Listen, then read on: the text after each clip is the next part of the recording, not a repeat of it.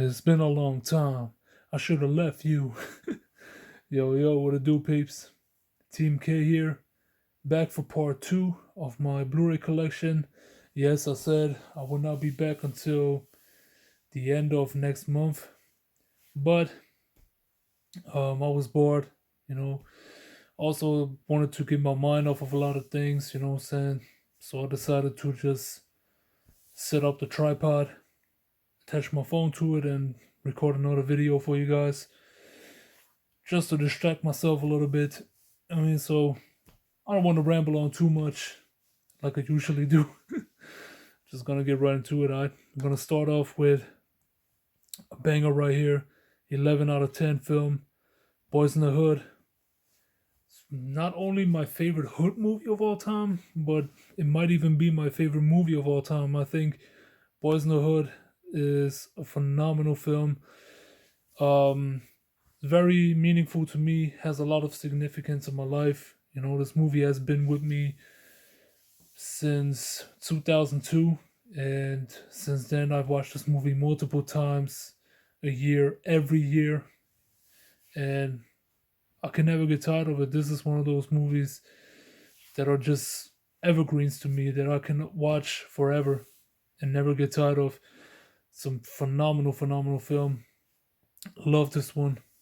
So good. Also launched the acting careers of Ice Cube, Nia Long, fucking, I think Cuba Gooding Jr.'s first acting role was also in this. Man, 11 out of 10. I love Boyz N The Hood. Then we got A Bronx Tale. This is a mobster movie, but not in a traditional sense, you know what I'm saying? It's sort of a hood movie, but not really. You know, it's kind of like a thing between a mobster movie and a hood movie. A Bronx Tale with Robert De Niro not only in front of the camera but also behind the camera. I think this is the first movie that he directed himself, and it basically tells the story of a young man who is torn between two worlds. You know what I'm saying? A normal man, normal working man's world on Robert De Niro's side, and the world of a mobster boss. You know, and it's a very beautiful movie. Um, Also, you know, it takes place in the late 60s, so it picks up on a lot of like racial issues and stuff, which were very much prevalent in the 60s. And, you know, the movie is not as big as some of the Martin Scorsese gangster movies, for example, but it's one that I think has a lot of charm to it, and one that I really like a lot, man. Such a good film. Very underrated. No one really talks about it, which is kind of a shame, but I highly recommend it. It's a very good movie. Just like this, Brother. This is a movie directed by Takeshi Kitano, and it's also starring Takeshi Kitano. It's this guy with the glasses, and yeah, great film. You know, it's once again takes place in the hood, but it also involves the yakuza and shit, or triads, whatever you want to call it. Um, it's a really nice film, and I enjoy this one. It's also one of like two or three Takeshi Kitano films that I've seen, and yeah, very underrated. No one really talks about it. But it's a nice one, a hidden gem in my opinion. Very dope film. Then we got a very underrated horror movie, which also happens to take place in the hood. God damn, I have a lot of movies that take place in the hood in this video, bro. Okay, that's kind of weird. But yeah, Candyman. Um, dope film. Dope horror flick. Also very under the radar. It's one of those movies that are not like put up on the pedestal like Halloween or Friday the 13th or whatnot, but this movie is the shit, bro. Especially because of Tony Todd. I think Tony Todd is a very underrated actor. And I think him as the role of Candyman, bro, this guy has very little screen time in that movie. You know what I'm saying? It's not. It's in there for a little bit, like in total, like maybe 5 to 10 minutes or something. Bro, he steals every scene, man. His voice, his his character's design, his appearance in that movie, it's iconic, bro. Love Candyman. That movie is very underrated. Definitely check this one out, bro. It's dope as fuck.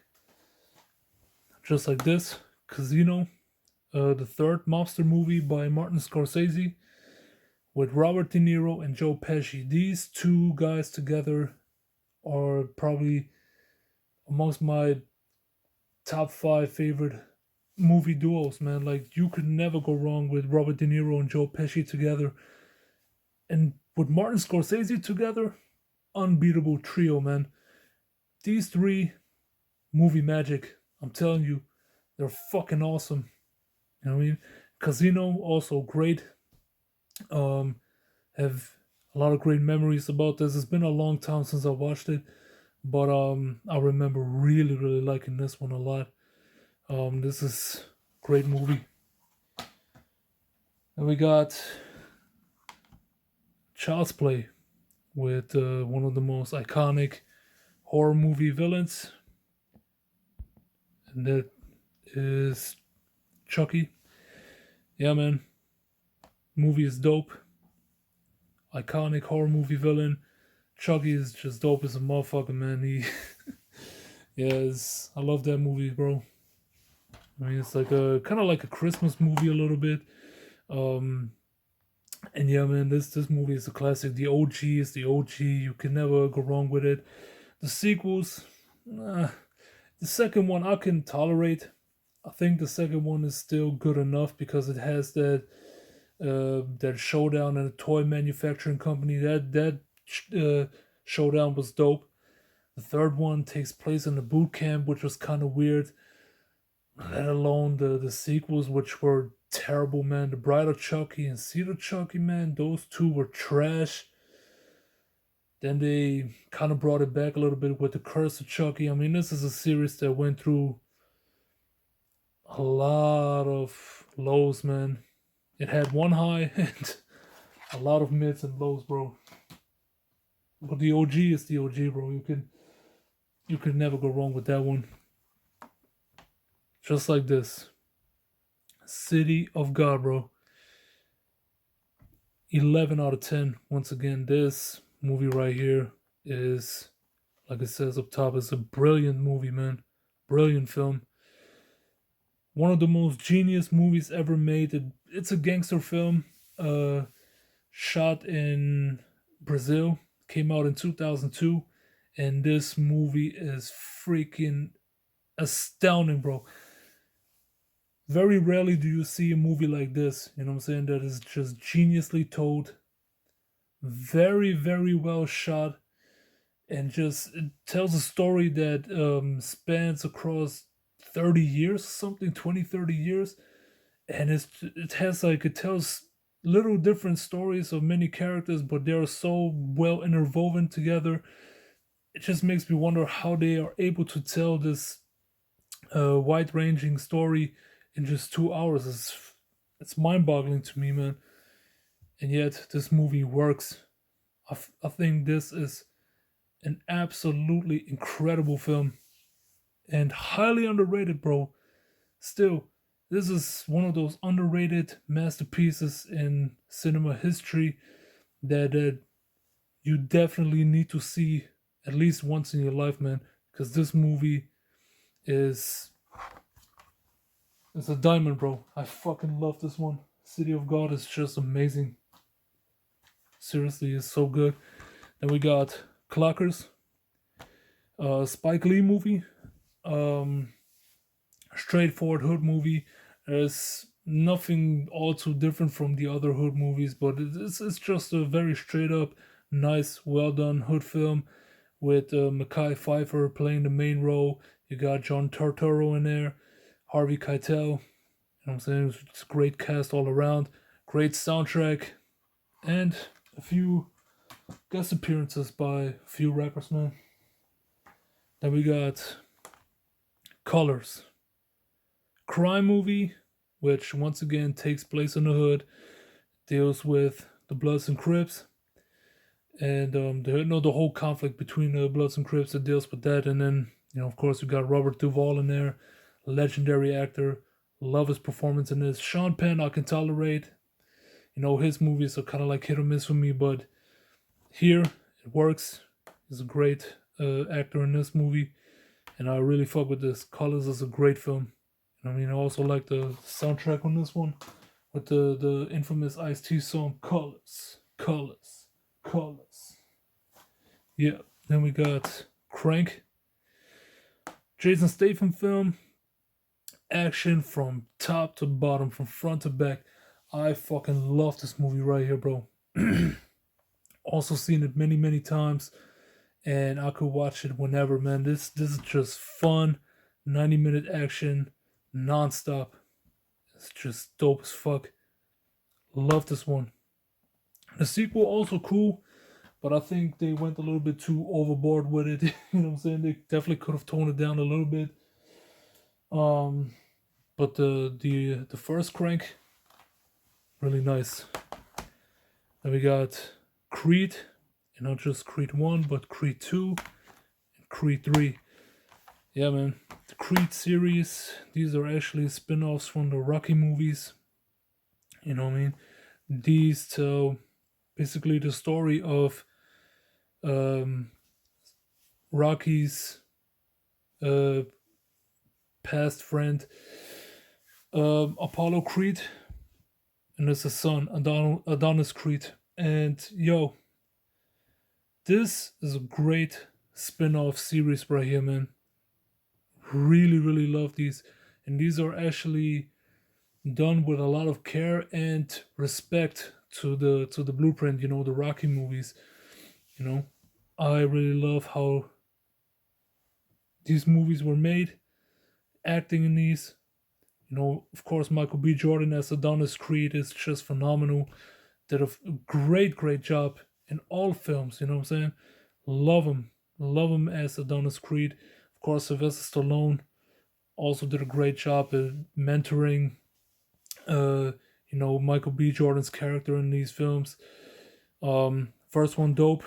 Creed 2, also really like this one, especially because it gives a lot of meaning to Rocky 4, which out of the Rocky movies, the fourth one was my least favorite. I don't know why, but it was my least favorite personally. And this one gives a lot of meaning to Rocky 4. It makes me appreciate Rocky 4 a lot more, you know what I mean? And then, Creed 3, also dope movie. Unfortunately, a little bit torn apart by the audience because, Sylvester Stallone distanced himself from the series with this one. This was actually done not with the help of Sylvester Stallone. This one was actually directed by Michael B. Jordan himself. There's a whole thing going on between Sylvester Stallone and the production company and whatnot, and a lot of people boycott Creed 3 actually, but I think the movie is great. I cannot say anything bad about it. Then we got The Crow, infamous The Crow, the original one from 1994, starring Brandon Lee, Bruce Lee's son, who unfortunately got killed during the making of this film. It's a lot of controversy surrounding this one because of said death of Brandon Lee. But I gotta say, man, this movie is just incredible. One of the first comic book movies of its kind. Of course, you had Batman before this, but you never really had a really dark and brutal comic book movie like this one is, especially at that time. And this one was just phenomenal, very underrated, and I love the whole gothic feel of it. You know what I'm saying? And Brandon Lee, bro. Brandon Lee was amazing, you know what I'm saying? You could definitely tell with this movie, this guy was on the rise to stardom, you know what I'm saying? If he hadn't had his life cut short, I think he had a bright future ahead of him. But unfortunately, he couldn't live to see it. That's life, bro. I mean, but anyways, moving on. Day of the Dead by George A. Romero. This is the third part in his original Dead trilogy. In my opinion, also the weakest one. It's not a terrible movie, but I think the story was not as interesting as Night of the Living Dead or Dawn of the Dead. With that being said, though, the one thing this movie definitely has going for it compared to the previous two films are the special effects, bro. Tom Savini, one of the best makeup special effects artists ever. This guy was at the top of his game with this movie right here. His special effects in this movie, fucking A plus plus plus. These special effects, man, they still hold up to this day, man. They were so well done, bro. So well done. This shit is phenomenal in terms of the special effects. Story, like I said, is okay. I can rock with that. I can live with it.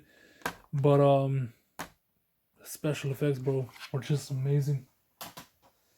But I still, if I had to recommend any George A. Romero movie, then it would definitely be Dawn of the Dead or Night of the Living Dead, or both of them. Then we got The Dead Zone, David Cronenberg film, based on a Stephen King novel and starring Christopher Walken. This movie is basically about Christopher Walken's character who gets involved in a car crash, I think, and after that he gains some weird ability where he can when he touches people he can see their future and what happens to them or whatnot. And I think the movie this is an idea that only Stephen King come up with. You know what I mean? I think he wrote a lot of genius books and shit, a lot of genius novels. And yeah, and this was one of them put onto film. And this movie was great. I really like this one a lot. Did not know what to expect from it. I just blindly bought it someday and came out surprised as hell as to how good this one is, man. I think The Dead Zone is criminally underrated. Nobody really talks about it, but it's a phenomenal film. Then we got some Death Wish movies. Not only Death Wish 2, Death Wish 3, and Death Wish 4. Yeah, man. Death Wish 2 is pretty much the same as the first one. Of course, I have the first one also. It's somewhere in my room, but I don't know where it is. But it's just like the first one, just in a different location or setting. The first one took place in New York. This one takes place in LA. Yeah, it's pretty much the same, except that the antagonists are cringy as fuck, man. I mean, they have some of the worst designs that you can think of. I mean, look at Lawrence Fishburne here, bro. What the fuck kind of goggles is he wearing, man? Looks stupid as fuck, bro. The fuck is he doing? Oh my god, bro. But Death Wish 2 is still enjoyable, man. I'm not gonna lie, that movie was dope. I fuck with it. I mean, then we got Death Wish 3. Also fucking love it. This is probably the most action-packed Death Wish movie of them all. And it is fucking glorious. Super entertaining to watch. And Death Wish 4, which also has a little bit of action in there. Not that much. I mean, you can tell Charles Bronson at this point is aging a little bit, but yo, I'll still fuck with him, man. I think that movie is really dope. You know what I mean? But it's just not as good as the first one or the third one. And I've yet to get the fifth installment. I will do it someday. For me, it's at this point it's not a necessity to grab the fifth one, but I will eventually. And we got a war movie, The Deer Hunter, starring Robert De Niro and Meryl Streep, Christopher Walken. Yo, this movie is also dope. Dope war movie. It's a little bit long, man. We're talking like 3 hours or something. How long is it? Fuck, what does it say, man? Oh yeah, 108 84 minutes, man. Very long, but definitely worth the watch still. I think this movie is super dope. Especially it has that one scene, that Russian roulette scene, which unforgettable, man. Unforgettable scene. Very intense. Just like the next movie, bro. Hidden gem. Hidden gem right here. Detroit is the fucking bomb, son. If you want to watch an intense, horrific movie based on a true story, watch Detroit, man.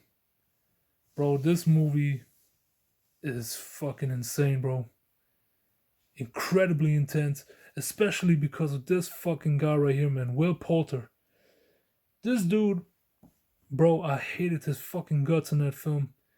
You know what I mean? Which is just a good sign that this dude did a phenomenal job, bro. This guy, he was insane in that movie. You know what I mean? And this movie tells the story of a group of singers um, that were held up in a house or something by a few racist cops. And bro, the intensity in that movie, man, is just I was on the edge of my seat the whole time, man. This movie right here, yo, you gotta watch this shit, man. Don't watch any trailers. You know what I mean? Just watch it, and you'll see why I'm so speechless when it comes to that movie, man. Because that shit is just it's fucking awesome. It's such a great movie. It's pure horror, man. You know what I'm saying? It's not a horror movie in a traditional sense, but the shit that happens in this movie is still horror, man.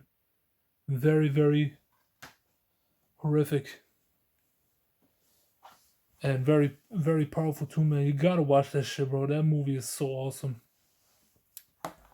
Then we got The Departed. This is the fourth Martin Scorsese film, and this is actually a remake. This is based on a early 2000s South Korean film called Infernal Affairs, which I also have here. And yeah, man, this is another usual case of where the original is better than the remake here.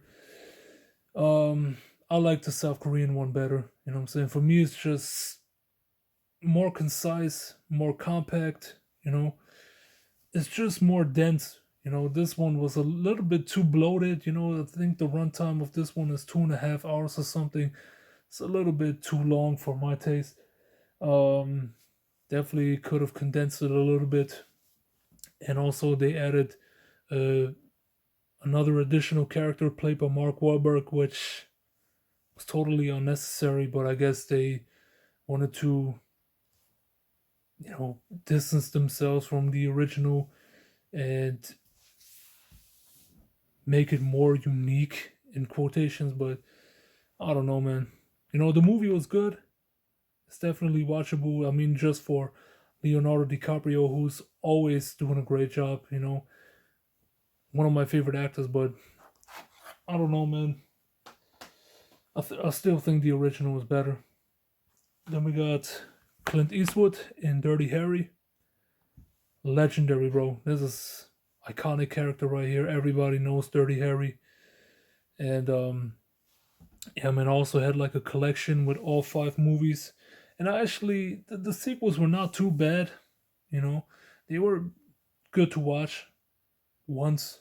But for me, it's not really necessary to have all of them. You know what I'm saying? For me, the OG is the only true Dirty Harry movie that you need to have in your collection. I don't think the sequels are necessary to have. In all honesty, because this shit is right here is fucking dope. One of the best cop movies you will ever watch. Love this one to death. And also the villain in this one, I don't know what he was called. I think it was Scorpion or something. But that villain in that movie was also really, really dope. Um, but yeah, moving on. We got Quentin Tarantino, bro. Quentin Tarantino. Love me some Quentin Tarantino. I gotta say, man, Quentin Tarantino is one of those directors who didn't really do much wrong in his career, man. Like, all the movies that he's done so far were at the very least good. There was not a single whack or weak moment in his filmography.